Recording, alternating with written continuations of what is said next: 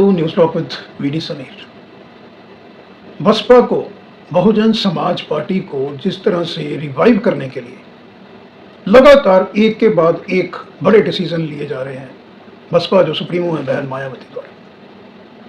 बहन जी लगातार ग्राउंड पे एक्टिव हैं, जिसको लेके अंदर खाने जितने भी बड़े राष्ट्रीय दल हैं या रीजनल पार्टीज हैं, उनको बहुत ज़्यादा परेशानी का सामना करना पड़ रहा है। आने वाले समय में जितनी भी पार्टियां जो विरोध करती हैं बसपा का, बहन मायावती का, उनके लिए मुसीबत बहुत बढ़ने वाली है। मैं आपको बताना चाहूंगा कि बहन जी की राजनीतिक यात्रा 4 डेकेड से भी ज्यादा की है और बहन जी को जिस तरह का एक्सपीरियंस है भारत की राजनीति में, 4 बार मायावती उत्तर प्रदेश जैसे बहुत बड़े राज्य जिसमें लोकसभा की 80 सीटें आती हैं, उसकी मुख्यमंत्री रही हैं। देश में लोकसभा सीटों के हिसाब से उत्तर प्रदेश सबसे बड़ा राज्य है विद 80 सीट्स, यानी उत्तर प्रदेश अपने आप में ही एक देश है, एक प्रदेश है। वहां की मुख्यमंत्री रहना, इसके अलावा बहन जी लोकसभा में भी जा चुकी हैं, राज्यसभा में भी जा चुकी हैं। और बहन जी जिस तरह से स्ट्रॉन्ग पिच पे खेल रही हैं, फ्रंट फुट पे, स्पेशली यूपी में, वो बहुत बड़ी सिरदर्दी का कारण आने वाले समय में भारतीय जनता पार्टी, कांग्रेस और सपा के लिए होने जा रहा है। मैं आपको बताना चाहूंगा कि जो राजनीतिक गलियारे हैं उनमें अक्सर ये माना जाता है कि दिल्ली में जो 7 लोक कल्याण मार्ग है, जो पहले 7 RCR हुआ करता था, प्राइम मिनिस्टर का रेजिडेंस, वहां पे पहुंचने का जो रास्ता है वो लखनऊ यूपी से ही जाता है। आप देखिए उत्तर प्रदेश की जो इंपॉर्टेंस है, नरेंद्र मोदी साहब गुजरात से बिलोंग करते हैं, गुजरात के चीफ मिनिस्टर थे, लेकिन गुजरात छोड़ के मोदी साहब को भी उत्तर प्रदेश से चुनाव लड़ना पड़ा। इतनी बड़ी ताकत है उत्तर प्रदेश की। इसके पहले भी आप देखिए, चाहे वो इंदिरा गांधी जी हैं, राजीव जी हैं, नेहरू जी थे, उत्तर प्रदेश से ही इन्होंने इलेक्शन लड़ा, जीता और देश के प्रधानमंत्री बने। लेकिन जब गठबंधन का दौर आया तो थोड़े थोड़े समय के लिए कुछ उत्तर प्रदेश के अलावा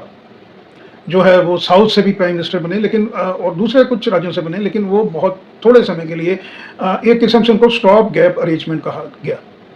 सिर्फ PV नरसिम्हा राव हैं जिन्होंने फुल टर्म किया, वो साउथ से आते थे, अदरवाइज यूपी की इंपॉर्टेंस जो है वो बहुत ज़्यादा है। तो आज मैं चर्चा करूंगा जो बहन जी हैं, वो जो लगातार डिसीजन ले रही हैं, उससे यही लगता है कि जो आने वाला लोकसभा चुनाव है तो भी दूर, लेकिन बहन जी ने जो पॉलिसी स्ट्रेटजी बनाई है वो भारतीय जनता पार्टी और कांग्रेस जिस तरह से प्लानिंग करते हैं, specially Bharatiya Janata party 24/7 machinery, ground पे रह के, बूथ लेवल पे रह के जिस तरह से काम करते हैं, बहन जी ने भी उसी धारा में प्रवाह करने का फैसला कर लिया है, जिसके अंतर्गत आकाश आनंद को प्रमोशन देके नेशनल कन्वीनर बनाया गया है बसपा का, यानी वो अब बसपा के सेकंड इन कमांड होंगे आफ्टर बहन मायावती। तमाम स्टेट्स के जो अध्यक्ष प्रेसिडेंट हैं वो अब डायरेक्टली रिपोर्ट करेंगे आकाश आनंद को, और फिर आकाश आनंद के थ्रू उस रिपोर्ट को जो एनालिसिस स्टेट से मिलेगा आकाश आनंद को, उसको शॉर्टलिस्ट करके, यानी जो मेन पॉइंट्स हैं वो फिर आकाश आनंद रखेंगे डायरेक्टली बहन जी के आगे। आकाश आनंद को जो प्रमोट किया गया है उसकी मुख्य वजह यह है कि आकाश आनंद ने स्पेशली पंजाब के अंदर बहुत जबरदस्त काम किया है। सिर्फ 2 दौरे लगाए हैं उन्होंने पंजाब के, और पंजाब में आकाश आनंद के 2 दौरों में बसपा का जो काडर है, SC समाज, BC समाज, OBC, इनफैक्ट जनरल कैटेगरी स्वर्ण समाज में जो बिलो पॉवर्टी लाइन के लोग हैं, उनमें बहुत ज्यादा पॉपुलर हो रहे हैं आकाश आनंद। फ्रंट फुट पे अटैक करते हैं, जनता के साथ संवाद शैली बहुत जबरदस्त है, और जिस तरह से बहन जी ने आकाश आनंद को कहीं ना कहीं फ्री हैंड दिया है, फ्री हैंड आकाश आनंद को दिया है, ये भी एक बहुत बड़ी चिंता का विषय है भारतीय जनता पार्टी और कांग्रेस जैसे नेशनल जो बड़े दल हैं। तो बहन जी ने जो नियुक्तियां की हैं, ये नई नियुक्तियां बहन जी ने इसीलिए करी हैं कि बहन जी का अभी जो फिलहाल लक्ष्य है, अगर शॉर्ट रन में देखें, वो है 2027 का उत्तर प्रदेश और पंजाब का चुनाव। लेकिन जो बहन जी की, बसपा की काडर की, सभी की जो नज़र है, जो स्ट्रेटजिस्ट है बसपा के, वो है 2029 में होने वाला लोकसभा चुनाव है। कहीं ना कहीं बहन जी को प्रोजेक्ट किया जाएगा for the post of prime minister, और मैं बिंदुवार तरीके से बताऊंगा। पहले मैं आपको नियुक्तियों के बारे में बताऊंगा कि जो नियुक्तियां की गई हैं, पहले जो थे वो 4 नेशनल कोऑर्डिनेटर होते थे along with Akash Anand ji. Akash Anand convener बन गए हैं नेशनल, अब 4 की जगह 6 जो हैं वो बनाए गए हैं बहन जी के द्वारा नेशनल कोऑर्डिनेटर, जिसमें Ram ji Gautam, Raja Ram ji, R S Beniwal, Veer Singh, Lal ji Medhagar, A S Rao, ये 6 के 6 जो नेशनल कोऑर्डिनेटर हैं, ये डायरेक्टली रिपोर्ट करेंगे आकाश आनंद को। इसके अलावा मैं आपको बताना चाहूँगा, दूसरा जो इम्पोर्टेंट डिसीजन बहन जी ने लिए हैं, वो उत्तर प्रदेश, पंजाब, दिल्ली, मध्य प्रदेश, राजस्थान, महाराष्ट्र, बिहार, वेस्ट बंगाल, छत्तीसगढ़, तमाम राज्यों में नई नियुक्तियां की गई हैं। कुछ जो पुराने अध्यक्ष थे उनको रिपीट किया गया है, कुछ जो है वो नए अध्यक्ष राज्य में क्रमवार बनाए गए। इसको जिस तरह से पैन इंडिया लेवल पे, स्पेशली जो हिंदी पट्टी है, वहां पे मायावती जी ने ये जो नियुक्तियां की हैं और आकाशनंद लगातार एक्टिव हो रहे हैं फील्ड पे, फील्ड का जिम्मा आकाशनंद को बहन जी ने दिया है। तो इन तमाम राज्यों में जो मैंने हिंदी बेल्ट के राज्य बताए हैं, ये राज्यों में फाइट होती थी between Congress and Bharatiya Janata party. Bharatiya Janata party को पिछले 10 साल से एज रहा है। अब इन्हीं राज्यों में बसपा जो है वो अपना विस्तार कर रही है, अपना प्रचार प्रसार करेगी, अपनी फिलॉसफी का जो जिस प्रिंसिपल पे बसपा की रचना हुई थी मान्यवर काशीराम के द्वारा, उसको धरातल पे जो बसपा का अपना सोशल मीडिया है उसके द्वारा अब बिल्कुल फील्ड के नीचे के पायदान तक लोगों के साथ कम्युनिकेट किया जाएगा और लोगों का, आम जन का जो है वो फीडबैक लिया जाएगा। आप देखिए कि राहुल गांधी लगातार कोशिश कर रहे हैं कि जो दलित समाज का वोटर है वो उनके साथ जुड़े, क्योंकि पिछले समय में कहीं ना कहीं मायावती जी ने राजनीति से दूरी बनाई थी और जो दलित एससी समाज का जो एक बहुत बड़ा सेगमेंट है जो देश की अब आने वाले समय में दिशा और दशा निर्धारित करेगा, उसमें कहीं ना कहीं सेंध लाने की कोशिश कर रहे हैं राहुल गांधी और तमाम कांग्रेस के बड़े नेता। अपने हाथ में संविधान की कॉपी लेके घूम रहे हैं, स्पेशली अभी जो 1-2 माह के बाद बिहार का चुनाव होने वाला है। लेकिन आम लोगों को, आम जन को अलॉन्ग विद एससी समाज ये अच्छी तरह से पता है कि कांग्रेस ने अपने समय में बाबा साहब अंबेडकर के साथ किस तरह से रवैया किया था और इंदिरा गांधी जी ने जो इमरजेंसी लगाई थी और तमाम जो संविधान में संशोधन कांग्रेस के द्वारा किए गए, तो दलित समाज को ये अच्छी तरह से पता है नीचे के लेवल तक आम जन में कि जो कांग्रेस है वो बसपा की जगह नहीं ले सकती है। संविधान की रक्षा कांग्रेस नहीं कर सकती है जितना अच्छा मायावती जी बसपा कर सकती हैं, क्योंकि बसपा जो बनाई थी माननीय काशीराम ने, वो संविधान को एक किस्म से ड्यू रिस्पेक्ट देने के लिए बनाई थी, सर्व कल्याण की रचना के लिए बनाई थी, ना कि किसी एक जाति या विशेष धर्म के लिए बनाई। ये तो ऑपोजिशन पार्टीज ने नीचे जो एक सिनेरियो पेश किया भारत की भोली भाली जनता के सामने, वो ये किया कि जो बसपा है ये केवल एससी समाज की बात करती है। जबकि मैं आपको बताना चाहूँगा कि जब बहन जी का बहुत ज़्यादा बहन जी की राजनीति पीक पे थी 2004-05 से लेकर 2012 तक, तो सेकंड इन कमांड जो बहन जी के थे वो हुआ करते थे सतीश चंद्र मिश्रा जी, जो ब्राह्मण समाज से आते हैं। तमाम इंपॉर्टेंट स्ट्रेटजीज जो हैं वो सतीश चंद्र मिश्रा जी ही जो है वो फाइनल किया करते थे बहन जी के बाद। तो बहन जी, इसके अलावा बहन जी ने 2007 का प्रचंड जीत उत्तर प्रदेश के अंदर प्राप्त की थी, 5 साल लगातार फुल टर्म उत्तर प्रदेश की मुख्यमंत्री रही थी। उसमें उन्होंने सब समाज का वोट लिया था। एससी समाज के साथ जो अपर कास्ट है जिसके अंदर ब्राह्मण है, उन्होंने बढ़ चढ़ के बहन जी के लिए वोट किया था ड्यूरिंग 2007। तो ये जो नैरेटिव बनाती है बार बार भारतीय जनता पार्टी या कांग्रेस या समाजवादी पार्टी उत्तर प्रदेश के अंदर कि बहन जी केवल और केवल एससी समाज के साथ उनका ही मतलब जो है वो भला चाहती हैं, जो जितनी भी पॉलिसीज हैं वो बहन जी एससी समाज को अपलिफ्ट करने के लिए लेके आती हैं, ये बिल्कुल गलत है। प्रायोरिटी जरूर एससी समाज रहा है बहन जी का, लेकिन एससी समाज के अलावा जो ओबीसी वर्ग है, जो उत्तर प्रदेश में यादव को छोड़ के जो दूसरा ओबीसी वर्ग है और स्वर्ण समाज के जो वीकर सेक्शन है इनकम ग्रुप के हिसाब से, उनके लिए भी बहन जी के मन में एक ड्यू रिस्पेक्ट है। और बहन जी का मानना है कि इन सभी लोगों का फाइनेंशियल एम्पावरमेंट होना चाहिए अलॉन्ग विद सोशल एम्पावरमेंट। इन तमाम चीज़ों को लेके जो भारतीय जनता पार्टी और कांग्रेस है अलॉन्ग विद सपा, ये घबराई हुई है अभी कि बहन जी लगातार नई नई नियुक्तियां कर रही हैं, नई नई घोषणाएं कर रही हैं, पदाधिकारियों की टॉप लेवल पे नियुक्तियां हो रही हैं। बूथ लेवल पे जिस तरह से भारतीय जनता पार्टी काम करती है, उसी तरह से बहन जी ने भी बोल दिया कि एक बूथ पे 4 यूथ, एक बूथ पे 8 यूथ, यानी बूथ पे जो लाने का जिम्मेवारी होगी जो बसपा के चाहने वाले वोटर हैं, उसकी अब बसपा का यूथ उसको हाथ में कमान आई। यूथ में अवेयरनेस आई है, समाज के हर तबके में जोश है बसपा को लेके। और ये जो यूथ जो है वो यूथ देख रहे हैं इस वक्त आकाश आनंद को, आकाश आनंद की एनर्जी। आप देखिए 2024 के चुनाव से पहले 3-4 महीने जिस तरह आकाश आनंद एक्टिव हुए, समूचा जो विपक्ष था कहीं ना कहीं आकाश आनंद की कैपेबिलिटी कैपेसिटीज को